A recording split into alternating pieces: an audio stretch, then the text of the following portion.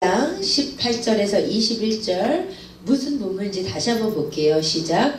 뭇 백성이 우레와 번개와 나팔 소리와 산의 연기를 본지라 그들이 볼 때 떨며 멀리 서서 모세에게 이르되 당신이 우리에게 말씀하소서 우리가 들으리이다. 하나님이 우리에게 말씀하시지 말게 하소서 우리가 죽을까 하나이다. 모세가 백성에게 이르되 두려워하지 말라. 하나님이 임하심은 너희를 시험하고 너희로 경외하여 범죄하지 않게 하려 하심이니라. 백성은 멀리 서 있고 모세는 하나님이 계신 흑암으로 가까이 가니라. 아멘. 지금 이게 무슨 상황이냐면요, 우리가 지난주까지 뭐 했었죠?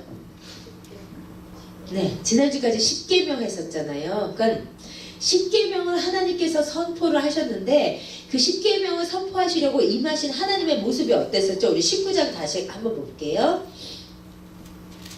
십계명을 선포하시려고 임하신 하나님의 모습이요, 19장 16절부터 19절 이런 모습이었어요. 같이 읽어볼게요. 시작. 셋째 날 아침에 우레와 번개와 빽빽한 구름이 산 위에 있고 나팔 소리가 매우 크게 들으니 진중에 있는 모든 백성이 다 떨더라. 모세가 하나님을 맞으려고 백성을 거느리고 진에서 나오매 그들이 산 기슭에 서 있는데 시내산의 연기가 자욱하니 여호와께서 불 가운데서 거기 강림하심이라. 그 연기가 옹기가마 연기같이 떠오르고 온 산이 크게 진동하며 나팔 소리가 점점 커질 때 모세가 말한즉 하나님이 음성으로 대답하시더라. 어떻게 임재하신 줄 아시겠죠? 막 불 가운데서 막 불이 있고 막 옹기가마 연기같이 막 연기가 막 자욱하고 막 나팔 소리같이 막 큰 소리가 들리고, 이게 우리가 글로 읽어서 그렇지 한번 상상을 해보세요. 실제로 눈앞에서 그런 광경이 펼쳐진다고 생각을 해보세요. 엄청난 진짜 광경이었던 거예요. 근데 이 가운데서 어떻게 됐었냐면 20절 24절 보면 모세만 하나님께 와서 부르시죠. 20절에 보면 여호와께서 시내산 그 산 꼭대기에 강림하시고 모세를 그리로 부르셨어요.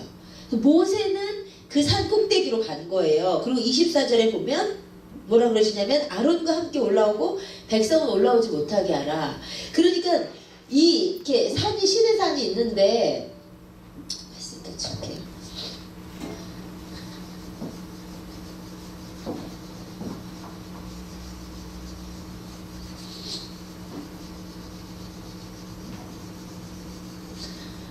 시내산에 엄청 이제 막 시내산에 불같이 막 하나님이 임재하시고 막 연기가 오고 막 그러는데 산 꼭대기로 모세랑 아론만 올라가고 나머지 백성들은 어디에 있었냐면 23절 보세요. 23절에 보면 모세가 여호와께 아뢰되 주께서 우리에게 명령하여 이르시기를 산 주위에 경계를 세워 산을 거룩하게 하라셨사온즉 백성이 시내산에 오르지 못하리이다. 경계를 세워서 이 하나님의 임재가 있는데 백성은 요 밑에서 보고 있었던 거예요. 백성은 요 밑에 있었던 거예요. 근데 이 백성이 맨 밑에 있었지만 이 산에서 말씀하시는 하나님의 임재와 음성을 다 들은 거예요. 백성들도요. 그 하나님의 음성이, 그러니까 멀리서 봤을 뿐인데 모세랑 아론은 가까이 있었고 백성은 멀리서 봤을 뿐인데도 그 하나님의 엄청난 임재 앞에, 그래서 쉐키나라고 그러는데 하나님의 영광에 임재하는 모습, 영광의 현현, 그 쉐키나를 봤을 때 했었죠. 우리 쉐키나 했었죠. 그거를 봤을 때 백성들이 너무너무 두려워가지고요. 어느 정도로 두려웠냐면 오늘 본문 말씀에 봤더니 18절 뭇 백성이 우레와 번개와 나팔 소리와 산의 연기를 본지라 그들이 볼 때 떨며 멀리 서서 그랬는데 멀리 서서가 원어에 봤더니 점점 뒤로 물러나대요. 백성들이 너무 무서워가지고 이 시내산의 하나님의 임재를 보고 너무 무서워가지고 점점 조금씩 계속 뒤로 물러나는 거예요. 그리고는 이 상태에서 하나님이 10가지 하나님의 십계명을 선포를 하고 나셨는데 백성들이 그 십계명을 듣고 나서 하는 말이 모세요 너무너무 우리가 감당이 안 됩니다. 너무 무섭고 너무 떨립니다. 우리한테 제발 이렇게 직접 얘기하게 하지 마시고 모세 그런데 당신을 통해서 하나님 말씀하게 해주세요. 우리에게 직접 말씀하지 말게 해주세요 라고 말씀하는 장면이 오늘 본문의 장면이란 말이에요. 그럼 일단 여기에서 첫 번째 질문이 왜 그렇게 하나님을 보고 무서워했을까? 우리도 그럴까요? 그러실 것 같아요? 쉐키나 하나님의 영광의 임재, 그러니까 우리가 정말 그것이 눈앞에 펼쳐질 때요. 그런데 성경의 이 본문뿐만 아니라 성경의 인물들 중에 그 하나님의 임재를 직접 눈앞에서 본 사람들의 반응이 다 이랬어요. 우리 몇 가지만 찾아봅시다. 하나님의 임재를 직접 본 사람들의 반응이 어땠었는지 우리 이사야 6장 1절에서 5절, 이사야 6장 1절에서 5절, 구약 974페이지 이사야 6장 1절에서 5절. 예, 구약 974페이지 찾으셨으면 같이 읽겠습니다. 이사야 6장 1절에서 5절 같이 읽겠습니다. 시작. 우시야 왕이 죽던 해에 내가 본즉 주께서 높이 들린 보좌에 앉으셨는데 그의 옷자락은 성전에 가득하였고 스랍들이 모시고 섰는데 각기 6 날개가 있어 그 둘로는 자기의 얼굴을 가리었고 그 둘로는 자기의 발을 가리었고 그 둘로는 날며 서로 불러 이르되 거룩하다 거룩하다 거룩하다 만군의 여호와여 그의 영광이 온 땅에 충만하도다 하더라. 이같이 화답하는 자의 소리로 말미암아 문지방의 터가 요동하며 성전의 연기가 충만한지라. 그때에 내가 말하되 화로다 나여 망하게 되었도다. 나는 입술이 부정한 사람이요 나는 입술이 부정한 백성 중에 거주하면서 만군의 여호와이신 왕을 배웠음이로다 하면 이사야의 반응이에요. 이사야가 성전에서 혼자 기도하다가 진짜 이 하늘 환상을 본 거예요. 하나님의 보좌가 있고 온전하게 성전에 가득하고 연기가 자욱하고 스랍들이 거룩하다 거룩하다 거룩하다 하는, 정말 우리가 보기를 원하는 그 하늘 환상을 직접 보고 나니까 이사야가 너무 감당이 안 돼서 하는 말이 뭐예요? 화로다 나여 망하게 되었도다. 나 죽겠다 이 말이에요. 나 죽을 것 같다. 이스라엘 백성도 그렇게 느꼈던 거예요. 이 엄청난 하나님의 임재 앞에 자기들 진짜 죽을 것 같은 거예요. 그래서 뒤로 물러났던 거예요.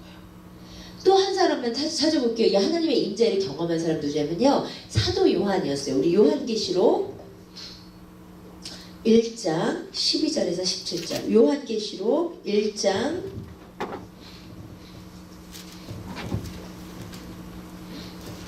12절에서 17절. 아마 예수님의 외모에 대한 가장 예수님의 외모에 대한 그게 괜찮아요. 제가 읽어드릴게요. 야, 오케이. 우리 전리자님들 읽어주시기까지 한대. 네, 요한계시록 1장 12절에서 17절. 저는 뭐 온 내려왔어요 이런. 요한계시록 1장 12절에서 17절 우리 같이 읽겠습니다. 시작. 예, 요한계시록 1장 12절에서 17절 시작.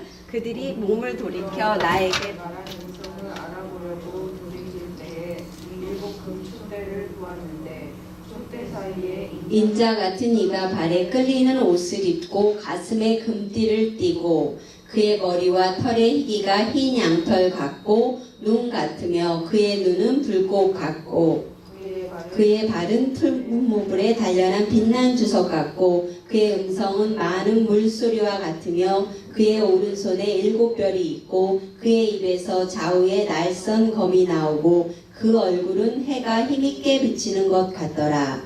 내가 볼 때에 그의 발 앞에 엎드려져 죽은 자 같이 되매 그가 오른손을 내게 얹고 이르시되 두려워하지 말라. 나는 처음이요 마지막이니. 아멘. 예, 여기 보세요. 우리 예수님의 모습을 부활하시고 또 하늘에 올라가신 예수님께서 지금 반모섬에 유배되어 있는 요한에게 나타나신 거예요. 그 예수님의 모습이 이렇대요. 13절에 촛대사의 인자 같은 사람과 같이 생기신 분이 발에 끌리는 옷을 입고 가슴에 금띠를 띠고 머리와 털이 흰 양털같이 희고 눈은 불꽃 같고 발은 풀무불에 단련한 빛난 주석 같고 그의 음성은 많은 물소리와 같은 그 예수님.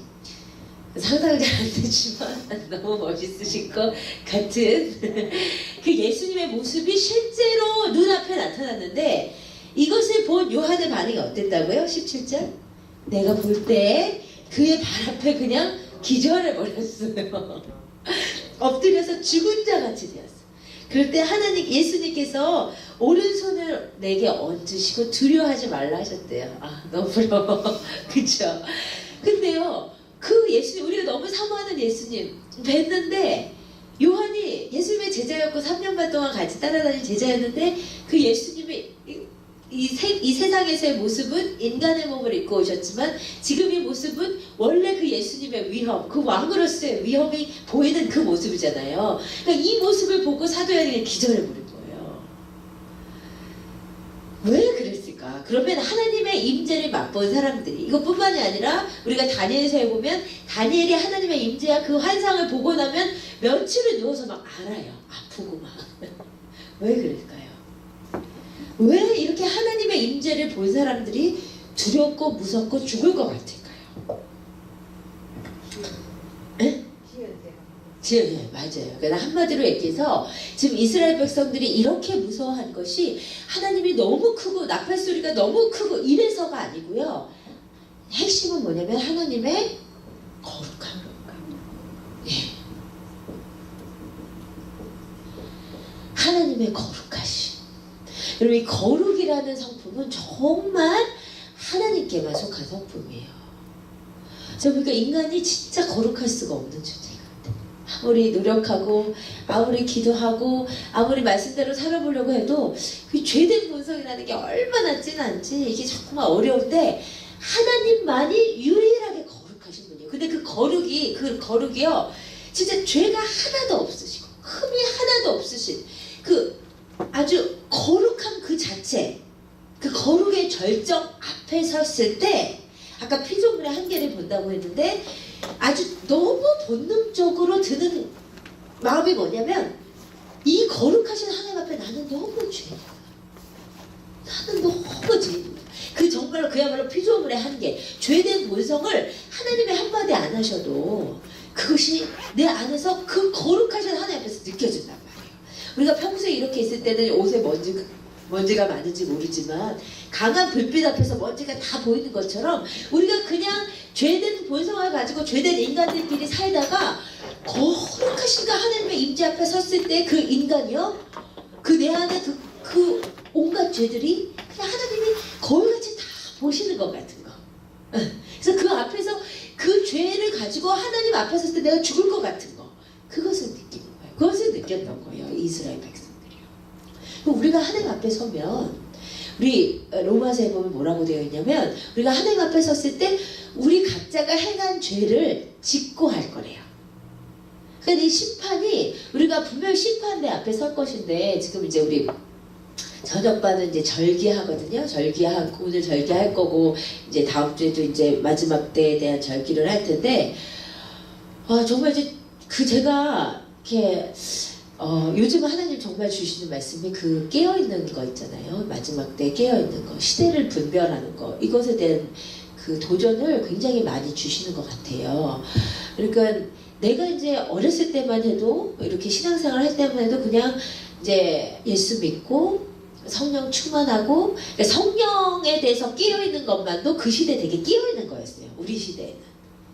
그리고 이제 은사를 체험하고 근데 이 시대는 어떻게 보니까 제가 이제 성령 시대에서 그러니까 물론 예수님 오실 때까지 성령 시대지만 그 포인트가 성령을 통해서 그냥 단지 은사 받고 이게 아니고 이제 정말 마지막 때를 준비하는 거룩한 신부로 단장되는 이 시대로 가고 있는 것 같아요. 그래서 제가 이제 새벽에 선두주자라는 얘기를 했었는데 이 시대의 선두주자들은 제가 신앙생활 할 때요, 어렸을 때 선두주자들은 성령에 대해서 깨어있고 은사가 있고 이런 게 선두주자였어요. 영적인 선두주자. 근데 이 시대의 선두주자는 이제 이 시대가 어디까지 왔는지를 분별하고 정말 예수 그리스도 오실 날을 준비하는 자들, 그들이 진짜 선두주자더라고요. 그래서 이 깨어있음에 대한 말씀을 너무 많이 해주세요, 주님께서. 그래서 그런 것에 대한 너무 사모함도 있고, 정말 우리 성도님들을 정말 깨어있는 자로. 정말 이 시대는 그냥 전통적으로 뭐 교회 다니고 예배 드리고 봉사하고 뭐 이런 시대가 아니에요, 진짜. 그래서 주님의 거룩한 신부로 단장돼. 진짜 깨야 돼요. 진짜 깨야 돼. 그런 시대거든요. 근데 우리가 깨어서 단장해야 될 이유가 뭐냐면, 거룩하신 주님 앞에 진짜 설날이 너무 가까운 거예요. 근데 우리가 이걸 매일매일 그냥 보내면 안 되고요. 거룩함과 정결함으로 옷 입어야 돼요. 계속해서. 주님의 거룩하신 앞에 우리가 서야 되니까.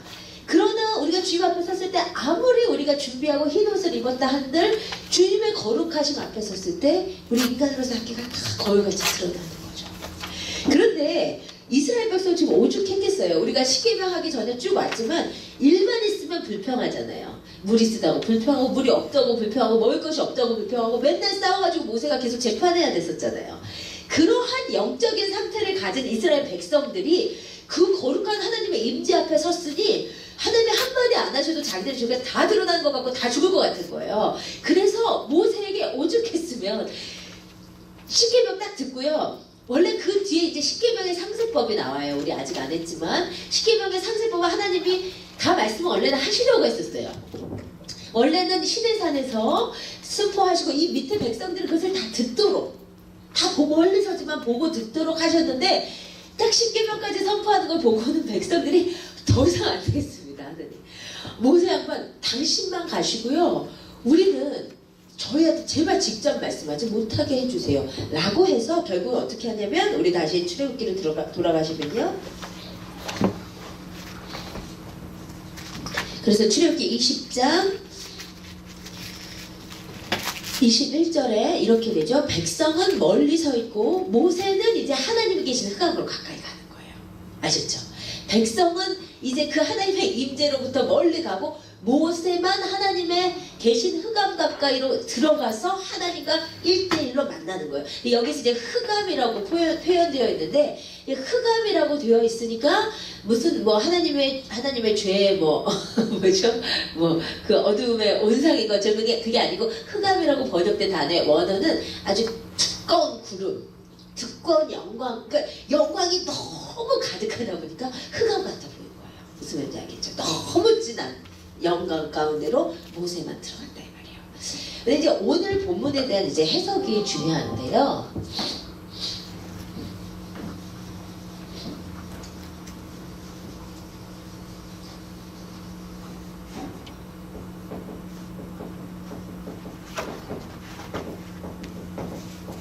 여기서 하니까 훨씬 집중을 더 잘하시는 것 같네요. 아니요, 주직이 될 때. 안 돼요? 주직 안 돼요? 그 주직 되는 척을 하고 계시는 거예요. 주직 되게 잘 듣고 계시죠. 아이 진짜. 이 부분에 대한 해석이 중요해요. 이 해석을 이제 보통 이 본문 어떻게 하냐면, 설교의 기원이라고 해요. 왜냐하면 이제 뭐라고 하냐면, 백성들이 우리는 하나님께 직접 못 듣겠으니까 모세 당신이 듣고 저희한테 전해주세요 하잖아요. 그래서 이거를 보통 이제 설교의 기원이라고 얘기를 하고, 그 설교의 기원이다라고 말하는 것까지는 맞아요. 그런데 이제 이 본문의 해석을 가지고 더 나아가서 이제 어떻게 이제 해석을 하는 경우가 있냐면, 성도들이 뭐 하나님을 섬기면서 하나님을 뭐를 듣고 하나님께 직접 뭐를 보고 뭐를 듣고 이런 신앙이 옳지가 않다, 이거를 봐라. 그러니까 가장 건전한 신앙은 목회자를 통해서 말씀을 듣고 그 말씀 안에서 성장하는 것이 가장 건전한 신앙이라고 실제로 정말 이렇게 해석을 하고 설교를 해요, 이 본문에 대해서요.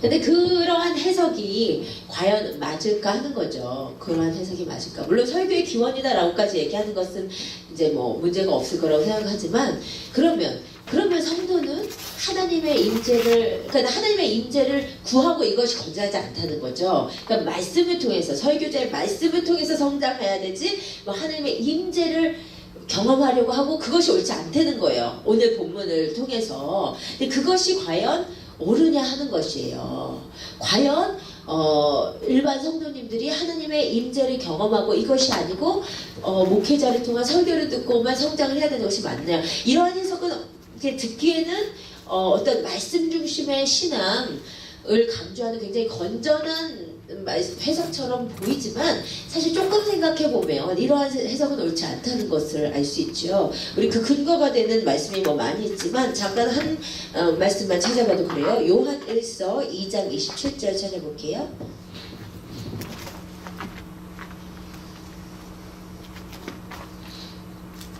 요한 1서 2장 27절. 네, 요한 1서 2장 27절. 예, 신약 390페이지요. 같이 읽겠습니다. 시작. 너희는 주께 받은 바 기름 부음이 너희 안에 거하나니 아무도 너희를 가르칠 필요가 없고 오직 그의 기름 부음이 모든 것을 너희에게 가르치며 또 참되고 거짓이 없으니 너희를 가르치신 그대로 주 안에 거하라. 아멘, 아멘. 이 말씀이 진짜 맞아요. 왜 이 말씀은 우리를 아무도 가르칠 필요도 없대. 왜죠? 주께 받은 바 기름 부으심이 우리 안에 거하기 때문에. 그러니까 성령님의 임재와 감동하심이 우리 안에 거하기 때문에 심지어 누가 우리에게 가르칠 필요도 없대요. 그래서 어디 쫓아다니면서 사실 성경 공부할 필요도 없대. 외우셨어요? 근데 진짜 그렇거든요. 제가 말씀드렸던 것처럼 저는 진짜 어디 가서 성경을 배워본 적이 없어요. 저희 아버지 목사님 평생 그 한 분의 목사님한테 설교 들은 것밖에 없고, 근데 뭐 신학교를 갔더니 진짜 뭐 말씀을 해석하는 방법에 대한 굉장히 많은 그 방법론들이 되게 많아요. 뭐 귀납적 성경 연구랄지 뭐 평신도들한테도 뭐 강의를 많이 하는, 그러면 이제 그런 그 방법론이 있어요. 그 귀납적 성경 연구면 그 귀납적으로 성경을 보는 방법에 따라서 이제 성경을 보는 거고, 정말 그 동기들이 많이 공부를 하더라고요. 왜냐면 이제 막상 나가서 설교를 해야 되니까 성경이 진짜 어렵잖아요, 사실은. 그래서 이제 열심히 공부하고 이렇게 하는데 저는 진짜 그런 것을 하나도 해보지 않았지만 저는 너무 감사한 게 이렇게 먼저 성경을 어떤 공부로 만난 것이 아니라 진짜 이 말씀 그대로 기름 부으심을 먼저 받고 성령님을 먼저 체험하고 성령님께서 훈계하시는 그 성경 읽기 있잖아요. 성령님이 가르쳐 주시는 성경 읽기를 할 수 있었던 게 정말 감사해요. 누가 가르쳐 주지 않았는데 정말 성령님께서 스승이 되시고, 원래 말씀은 뭐 아침 저녁으로 이제 어머니의 교육에 따라서 읽기는 했지만 진짜 무슨 말인지 모르고 읽었죠. 근데 제가 정말 성령님을 체험을 하니까 인격적으로 그 주님을 만나고 났더니 그 말씀이 일단 너무 좋아지기 시작하는 거죠. 진짜 그 경험해 보셨죠? 시편에 있는 말씀처럼 송이꿀같이 단 그 말씀이 정말 어떨 때는 막 진짜 너무 좋아가지고 막 이렇게 좀 저렴한 표현으로 진짜 미치겠는 거예요. 말씀이 뭐 진짜 거의 진짜 저는요 이게 하나님이 이 말씀 진짜 이 활자들이 정말 살아가지고 내 안에 진짜 박히셔가지고 꿈틀꿈틀 역사하시는 그 너무나 강력한 말씀. 그래서 그 말씀 때문에 결단하고 회개하게 되고, 그 말씀 때문에 삶의 변화, 그 말씀 하나 붙들고 정말 많이 울었어요. 진짜 나의 사랑하는 책. 요즘은 이제 뭐 성경책이 뭐 핸드폰도 있고 그러니까 이것은 이제 가볍게 그냥 주일날만 들고 오는 성경이고, 원래 진짜 나의 사랑하는 책이 있었어요. 그거 진짜 너무너무 그 완전 이렇게 덕지덕지 누더기 같은 성경이 되고 너무 많이 읽고 너무 많이 진짜 밑을 긋고 울고 진짜 페이지마다 진짜 눈물 자국이 있는, 근데 무슨 얘기인지 몰라도 그 앞뒤 문맥을 모르고 배경을 몰라도 그 성령께서 감동하셔서 깨닫게 하시는 거 있잖아요. 그게 있어야 되거든요. 그게 없이 이제 성경을 공부만 하라고 하면 정말 의미 없는 것이 성경이에요. 제가 언제 그 설교를 가장 실패했다고 생각하고 속상해하냐면 말씀이 지식적으로만 전달이 됐을 때. 이것도 물론 필요를 하죠. 필요해요. 지식이 필요 없으면 또 위험해지는 거예요. 우리가 성령의 감동하심만 있으면 그러면은 뭐 책읽을 필요도 없고 주석도 필요 없고 신학도 필요 없나 그렇지 않죠. 저도 주님이 주신 감동이 있고 레마 말씀이 있지만 그러나 또 여전히 신학적인 배경을 다시 검토하고 문맥을 다시 확인하고 배경을 다시 하는 이유는 그러나 우리가 그런 것을 무시할 수 없기 때문이거든요. 주님은 그 모든 것을 우리가 또 깨닫지 못하던 것을 주석서 읽으면서 깨달을 수도 있고 진짜 그 신앙생활의 밸런스가 굉장히 중요해요. 그런데 이제 중요한 것은 뭐냐면 그럼에도 불구하고 성경은 지식이 아니라 살아있는 하나님의 말씀이기 때문에 그 말씀이 전달이 돼야 되는데 그게 안 될 때가 있어요. 내가 정말 지식만 전달하고 끝났구나 이런 날은 정말 괴로워요. 근데 진짜 이게 이제 너무 예민하고 그런 게 뭐냐면 아무리 제가 이제 내용이 진짜 오늘은 좋다. 이것은 진짜 뭐 주적적으로 보다 뭐 내용이 좋다 해도 그 시간에 성령님의 감동하신가 내 심령이 주님 앞에 복종함이 없을 때는 정말 지식만 전달이 되는 거예요. 그런 정말 여러분 어차피 다 잊어버리실 거고 제가 그 쓸데없는 일을 하고 온 거죠. 중요한 것은 성령님의 그 말씀하심 그게 너무 중요하거든요. 근데 그게 우리 안에 기름 부으심이 있을 때 있어요. 그러니까 아무리 여러분 성경 많이 읽어도요 자기 지식으로 읽으면 그 안에 하나님 못 만나요. 신학 교수도 얼마나 성경 많이 읽는데 제가 이제 처음에 고등학교 졸업하고 연대 신학과를 처음으로 갔다 그랬죠. 이제 아버지의 강요에 의해서. 근데 그때 첫 수업이 신약개론이었는데 신약개론이나 구약개론이나 첫 수업에 딱 교수님이 들어오셔서 신학교 교수들도 다 목사님이에요. 들어오셔갖고 여기 칠판에다가 딱 쓰는데 뭐라고 제목이 딱 뭐냐면 성경을 믿을 수 없는 5가지 이유. 우리 5가지를 가르치는 그게 첫 수업이었어요. 그런 분들이 성경 얼마나 많이 읽는지 아세요 진짜. 지식으로 치면 하나 가지고 못해요. 성경을 무지한자 읽고 파요. 근데 그 안에 성령에게 복종됨이 없이 자신의 지식으로 읽다 보니까 그 성경이 그냥 일반 서적 하나의 텍스트가 되는 거죠. 우리 하나님의 말씀으로 읽어지지를 않는 거예요.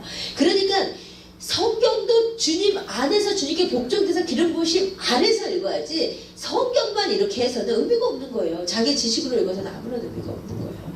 그러나 기름 부으심 안에서 읽으면 성령이 저자이기 때문에 성령이 깨닫게 하시고 그 진짜 기가 막히게 깨닫.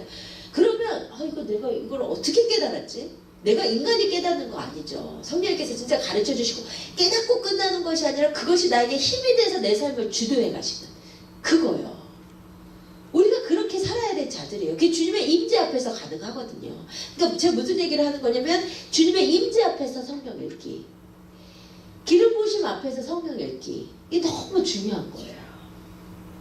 그런데 우리가 주님의 그렇기 때문에 우리는 주님의 임재 앞으로 가야 되고 주님과의 경험이 더 풍성해져야 되고 하는데 만약에 이 본문을 설교자의 설교에만 의존해서 하나님의 임재를 구하는 것은 건전하지 않다. 이렇게 해석하는 게 옳겠냐는 거예요. 제 해석은 정말 옳지 않다고 생각을 해요. 그러면 이 본문을 어떻게 해석을 해야 되는가? 여러분이 구약을 읽는 것이 진짜 중요하고 구약이 제가 보니까 보물이에요. 보물. 구약이 진짜 보물이에요. 구약이 왜냐면 예수 그리스도를 그대로 그림자처럼 예표하고 있거든요. 그러면 어떻게 볼 때는 진짜 기가 막혀요. 이런데 예수 그리스도를 주님께서 예수님의 하나님의 포인트는 예수 그리스도이기 때문에 구약의 곳곳에 예수 그리스도를 예표해 본 거예요. 그 구약을 정말 예수 그리스도의 사역을 잘 이해할 수 있는 보고가 이게 구약이에요. 근데 그 어떻게 읽어야 되느냐? 구약을 읽는 태도예요. 고린도후서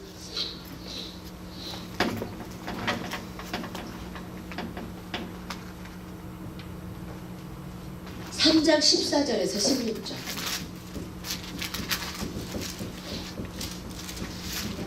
네, 고린도후서 3장 14절에서 16절.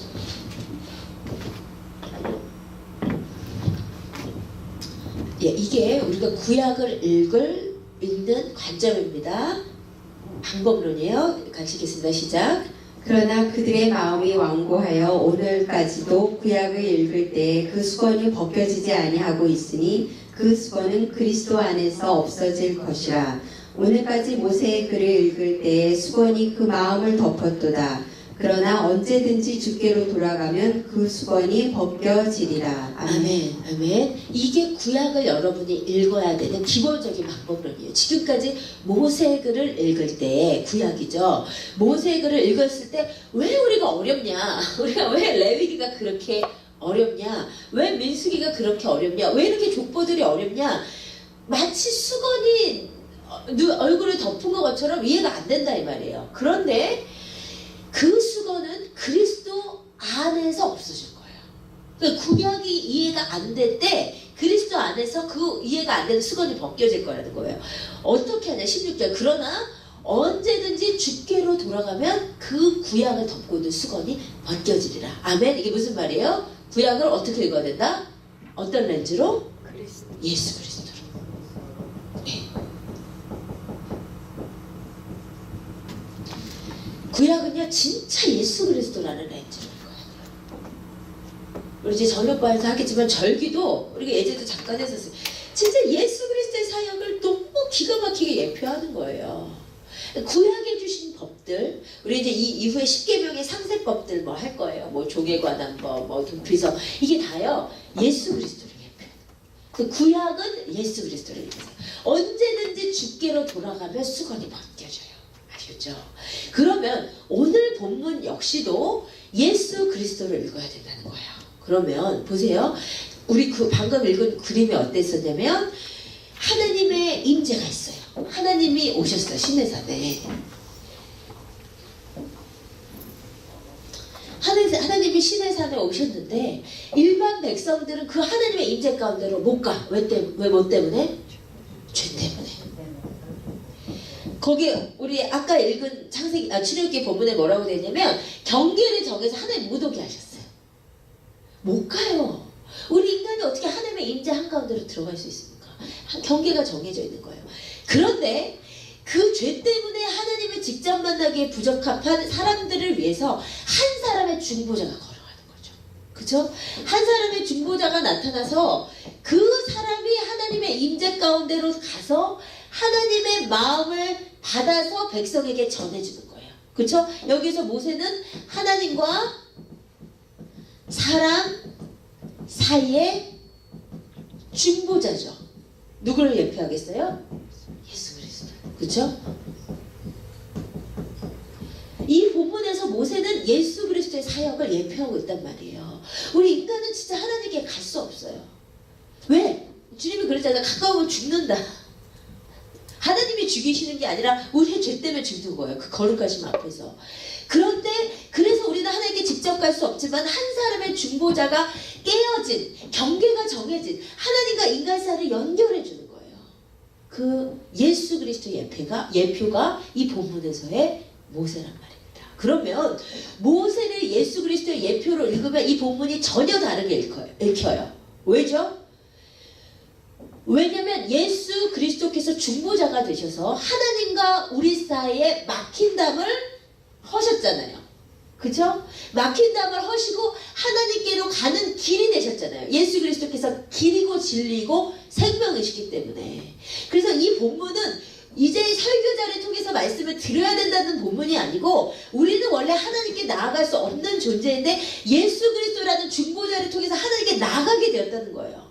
그래서 히브리서 말씀처럼 우리가 때를 따라 돕는 은혜를 얻기 위해서 은혜의 보좌에 담대히 나아갈 수 있게 된 거예요. 이것이 예수 그리스도의 사역이에요. 이 경계를 허무신 사역.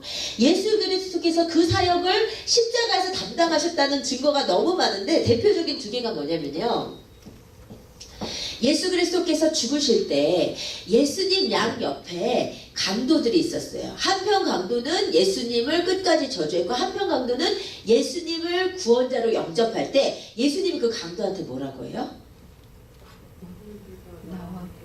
예, 오늘 내가 나와 함께 낙원에 있으리라 해요.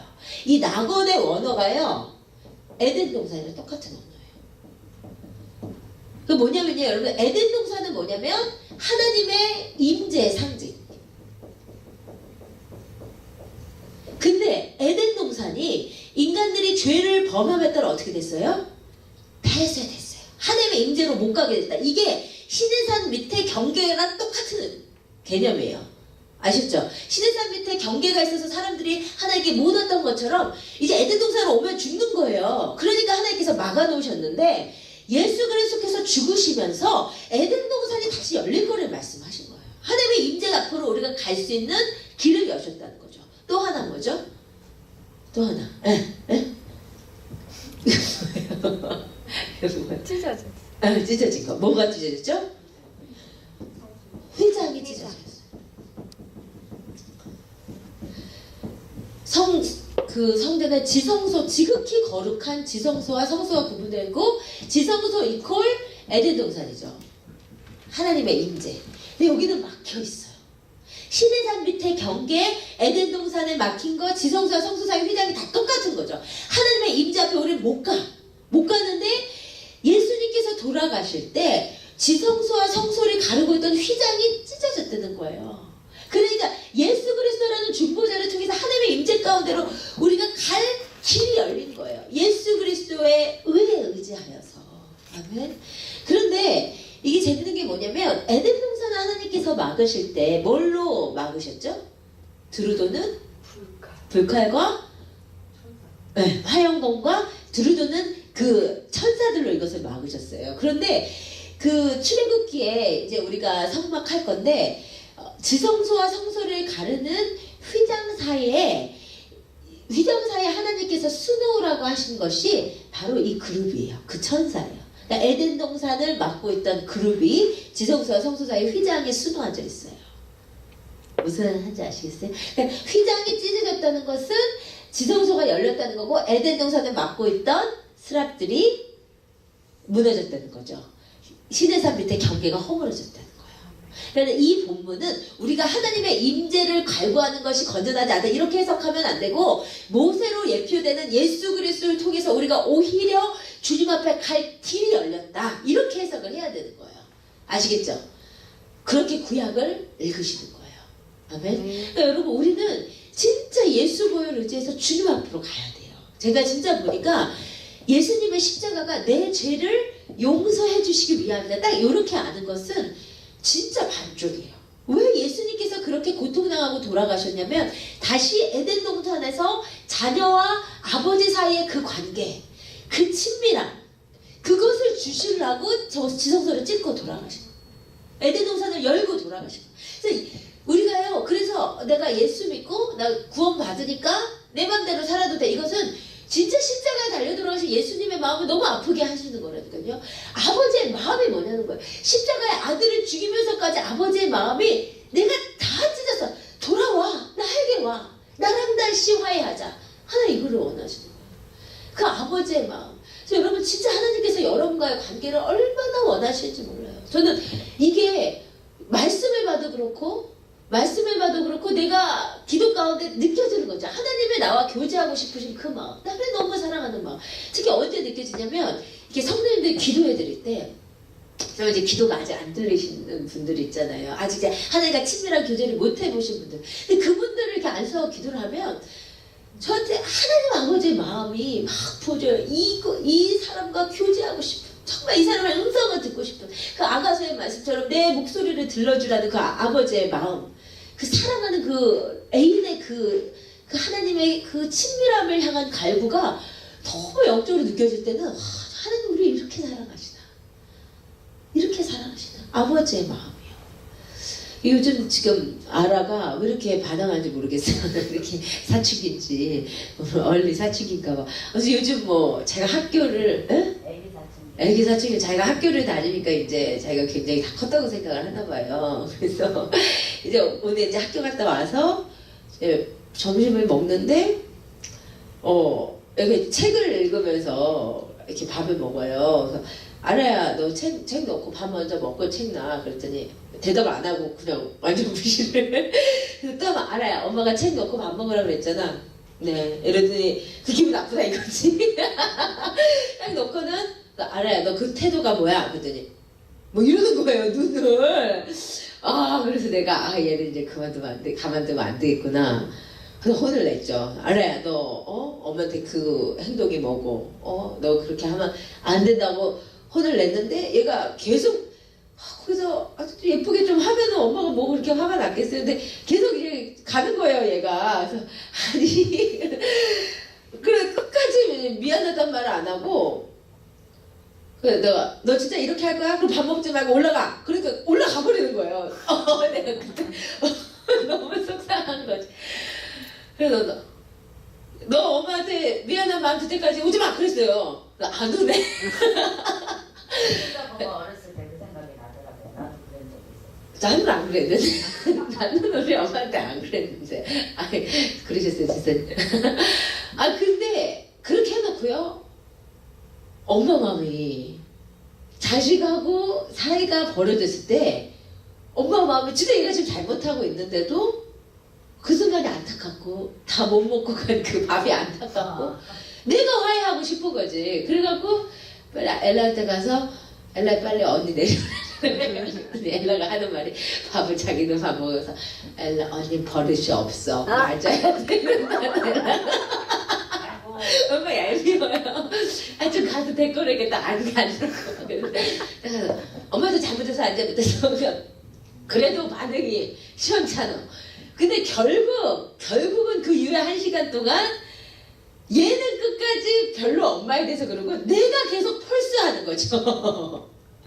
빨리 얘를 나도 어찌든 화해하고 싶고 빨리 밥을 먹이고 싶고 얘기하고 싶고 그래서 얘가 나를 화해를 해준 게 아니라 내가 가서 겉으로는 내가 화내고 있는 듯 하지만 그 너무나 그 뭐라고 하나요 그 진짜 좀 처량하게 엄마가 가서 끝까지 데리고 와서 거의 사랑을 갈구하는 수준으로 이게 해결을 보고 결국 뭐 죄송하다고 하고 뭐 엄마 마음 아프게 해서 죄송하다고 울고 그러더라고요. 근데 이게 진짜 아버지 마음이구나.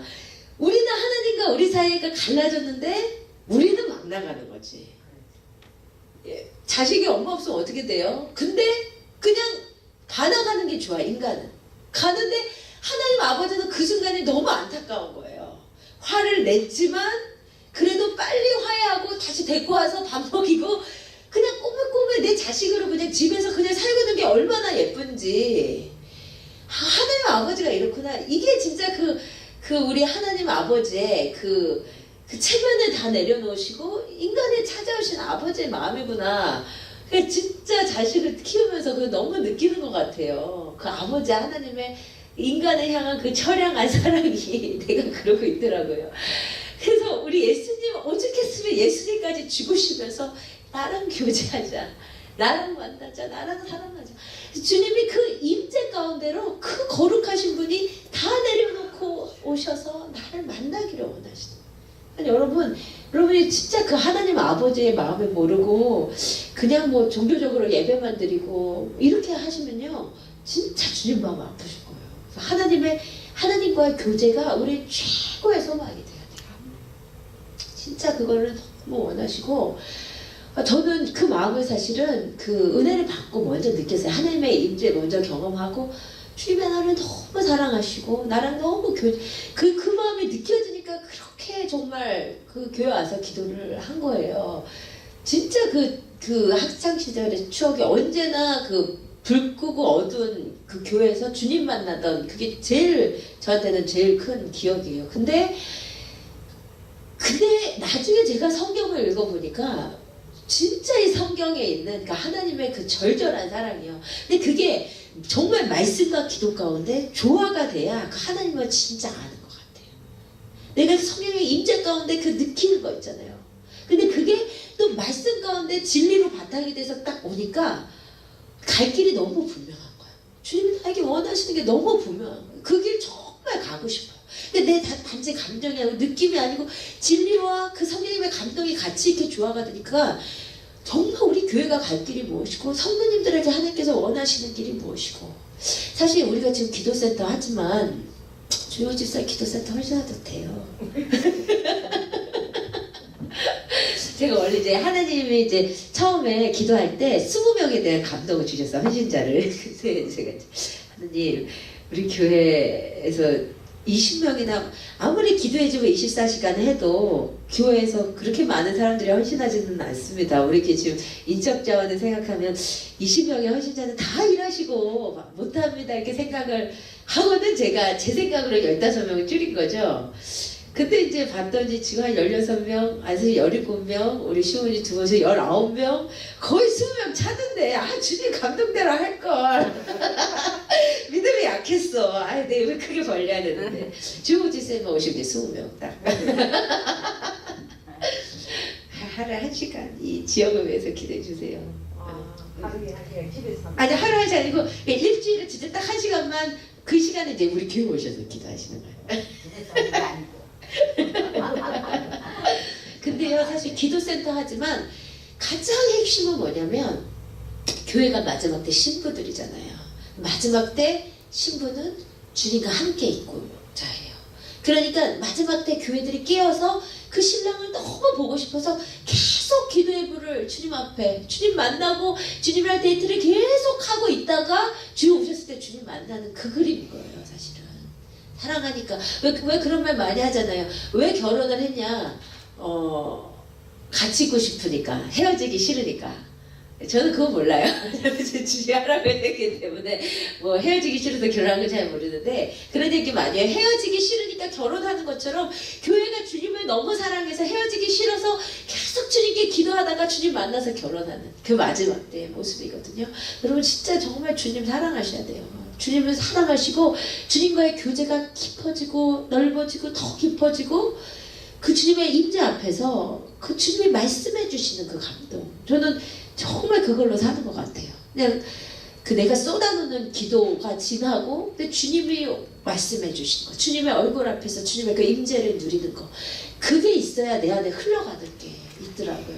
내가 먼저 정말 우리 한 사람 한 사람이 진짜 지저스 러버, 주님을 사랑하는 자로 정말 이렇게 성장하는 것이 정말 제 목표인 것 같아요. 그래서 주님께서 그렇게 해주셨다. 그래서 오늘 본문은 예수님 덕분에 주님께 더 나아가서 주님의 임재를 더 갈구하려는 거예요. 그 부분을 해석을 해야 된다는 거죠. 주님의 임재를 많이 누리시고 기도 많이 하시고 주님을 많이 바라보신 여러분 되시기를 원합니다. 그럼 이제 마지막으로 한 가지만 더 하자면, 그런데 요거는 이제 모세가 예수 그리스도의 중보자인 거는 알겠는데 한 가지 정말 놀라운 것은 뭐냐면 백성들이 다 들어가는데, 백성들이 다 두려워하는데 모세한테 모세님 당신만 들어가시고 우리는 가까이 안 하게 해주세요 했을 때 모세만 뚜벅뚜벅 그 임재 가운데로 들어갔다는 거예요. 저는요 이 장면이 진짜 제 심령 가운데 있어요. 그래서 상상을 해보세요. 하나님의 임재가 있고 백성들은 여기 있는데 그 가득한, 그 흑암으로 표현된 가득한 그 하나님의 임재, 얼마나 그 영광이 가득했기에 흑암이라고 표현했겠어요. 거기로 어떤 백성들도 두려워서 못 가는데 모세만 뚜벅뚜벅 걸어갔어요. 그러면 이 모세의 행동은 어떻게 해서 있을 수가 있었을까요? 모세만 죄가 없어서? 죄가 있어서 하나님의 임재가 두렵다며요. 근데 모세는 어떻게 하나님의 임재의 그 핵심 가운데로 들어갈 수 있었죠? 모세만 죄가 없었나? 아니면 모세만 유난히 담대했나? 그렇죠, 맞아요. 처음에 모세가 하나님을 뵀을 때 어땠는지 우리 출애굽기 3장 읽어볼게요. 출애굽기 3장 4절에서 6절.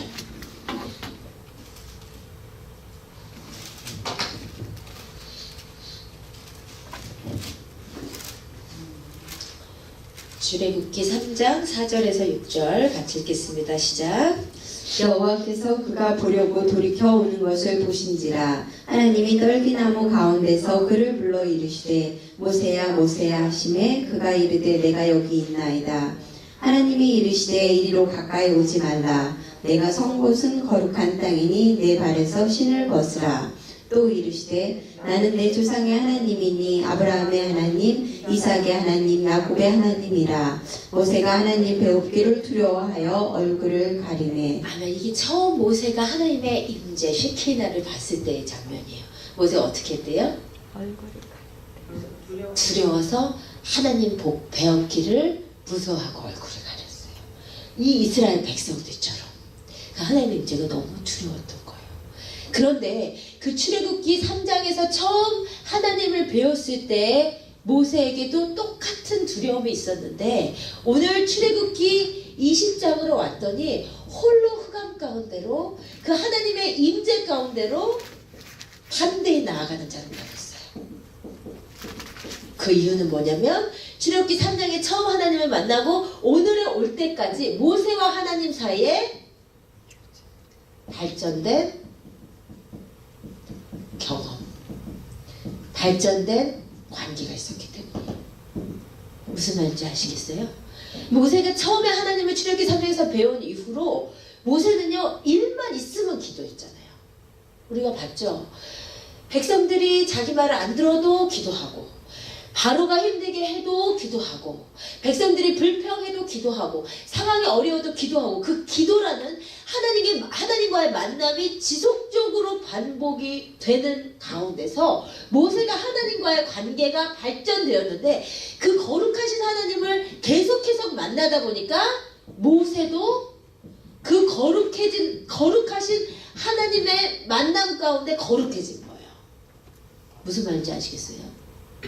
거룩하신 하나님을 반복적으로 경험하다 보니까 모세도 그 안에 하나님의 거룩이 채워지기 시작했단 말이에요. 그래서 이날은 그 극한 하나님의 임재가 있어도 그 가운데로 담대히 들어갈 수 있었던 거예요. 여러분, 우리가 어떻게 거룩해지고 우리가 어떻게 죄를 끊느냐, 정말 정답은 하나밖에 없어요. 하나님을 열심히 더욱더 만나요. 죄를 질수록 하나님 죄를 짓고 나면요 사탄이 제일 먼저 공격하는 것은 뭐냐면 죄를 딱 짓게 해놓고는 너 이렇게 죄 져놓고 하나님께 회개할래? 이번에도 회개할래? 너 양심이 있지? 그래서 죄 져놓고 하나님께 잘 못 나가요. 그런데 죄진 그 순간 바로 우리가 주님 앞에 나가야 되는 것은 주님이 이런 우리의 약함을 너무나 잘 알고 계시고 그 죄진 우리가 거룩해질 수 있는 유일한 방법은 또 예수를 만나는 길밖에 없기 때문에 또 주님 앞에 나가는 방법밖에 없기 때문에 그래서 우리는 자꾸 주님 앞에 나아가야 돼요. 우리가 우리의 힘으로 거룩해질 수 없고 우리의 힘으로 죄를 끊을 수 없어요. 어떻게 우리가 점점 거룩해지냐면 거룩하신 그분을 자꾸 배울수록 네요. 진짜 그렇게 하다 보면 내가 죄가 이렇게 끊어지기 시작해. 거룩해지기 시작해. 내 안에 성화가요 내 힘으로 되는 것이 아니라 주님과의 관계 가운데서 진짜 일어나기 시작하는 거예요. 이 성화. 이게 진짜 그리스도인의 목표거든요. 예수 그리스도께서 우리를 피로 감추고 사셔서 주님의 사랑하는 자로 만드시고 우리를 점점 더 주님 닮은 자로, 흰옷 입은 자로. 그래서 마지막 때는 진짜 흰옷 입고 있어야 되니까요. 거룩해야 돼요. 점도 없고 흠도 없는 자가 주님의 인치심을 받는다며요. 이거 거짓말이 없고. 진짜 부담스러운 말씀인데 우리 가운데 성화가 일어나야 되는데 어떻게 거짓말 안 한다고 결심한다고 거짓말이 없어집니까? 우리가 죄를 안 짓겠다고 노력한다고 죄가 없어집니까? 성화의 키는 뭐냐면 주님을 하여튼 부지런히 만나는 거예요. 부지런히. 그 안에서 내 혈기가 끊기고 내 욕심이 끊기고 내 음란이 끊기고 내 잔머리가 끊기고 인간적인 마음들이 끊기는, 그렇죠? 그래서 주님을 가까이 섬기는 자가 가장 거룩한 자예요. 거룩해지는 거예요. 그래서 어느 때 봤더니 와, 내가 정말 죄가 많이 끊어지고 정말 나는 죄인이지만 주님의 그 보혈 가운데서 그 주님의 임재 가운데서 내가 진짜 변해가는 나의 모습이 있어야 돼요. 거룩해지는. 욕심 부릴 상황에서 욕심 부리지 않고 화낼 상황인데 내가 화를 안 내려고 노력하는 것이 아니라 화가 안 나는 거잖아요. 주님의 성품으로 내가 변화되는 그 핵심은 주님과의 깊은 관계예요. 그 가운데서 우리가 주님의 사람이 될 것을 믿습니다. 모세가 이렇게 됐던 거예요. 주님의 거룩으로 채워지니까 주님의 그 경험한 그 주님 가운데 우리 담대하게 나아갈 수 있었던 거예요. 우리 안에 이런 역사가 있기를 주님의 이름으로 축복을 드립니다. 네. 아멘. 주님과 정말 깊이 많이 교제하시고 그 안에서 주님의 사람으로 변화되어 가시기를 원합니다. 아멘.